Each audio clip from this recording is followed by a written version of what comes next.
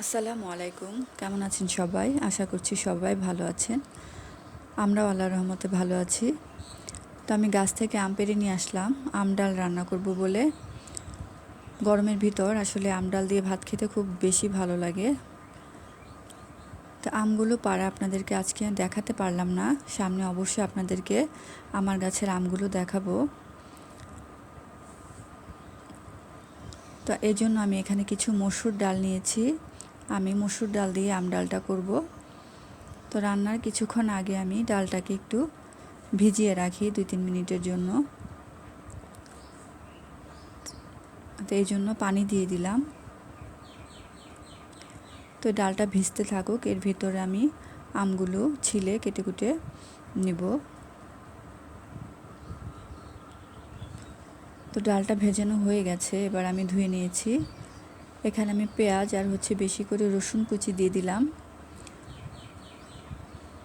আর দুটো তেজপাতা। আর ডাল তো রান্না সবাই জানে, সবাই নিজের মতো করে ডাল রান্না করে, এটা আসলে বলার মতো কিছু নেই।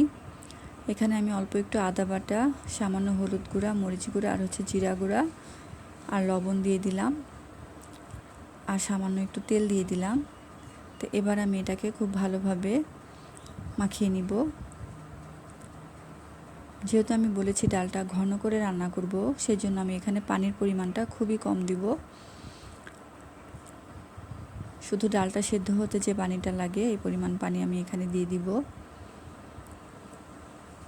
তো মসুর ডাল সেদ্ধ হতে তো খুব বেশি সময় লাগে না, এটা আপনারা সবাই জানেন। এবার আমি ঢেকে চুলাটা অন করে দিব। তো 5 মিনিট ধরে আমার ডালটা বলক এসে গেছে, ফুটতেছে। তো এর মধ্যে কিন্তু সেদ্ধ হয়ে গেছে। আমি আগে থেকে আমগুলো এর মধ্যে দেইনি, কারণ আগে থেকে আমগুলো দিলে ডালটা খুব বেশি পরিমাণে টক হয়ে যাবে, পরে খেতে ভালো লাগবে না। তো এই পর্যায়ে আমি আমগুলো দিয়ে দিচ্ছি। চুলা থেকে নামানোর 5 মিনিট আগে আমগুলো দিতে হবে, না হলে কিন্তু ডালটা খুব বেশি টক হয়ে যায়। তা আমি এখানে দুটো আম দেখিয়েছি, কিন্তু আমি আম নিয়েছি একটি, কারণ আমার গাছের এই আমগুলো আমি দেখলাম বেশ ভালোই টক। 2টা আম দিলে ডালটা খাওয়াই যাবে না। তো আমার ডালটা প্রায় হয়ে গেছে, এখন আমি চুলা থেকে নামিয়ে নিব। তো হয়ে গেল আমার আম ডাল। তো এরকম আম ডাল দিয়ে ভাত খেতে কিন্তু এই গরমের মধ্যে খুবই ভালো লাগে। আমি তো প্রতিদিনই রান্না করি। আমার মতো কে কে আছেন এই ডালটা পছন্দ করেন জানাবেন। তো ভালো থাকবেন সবাই। আল্লাহ হাফেজ।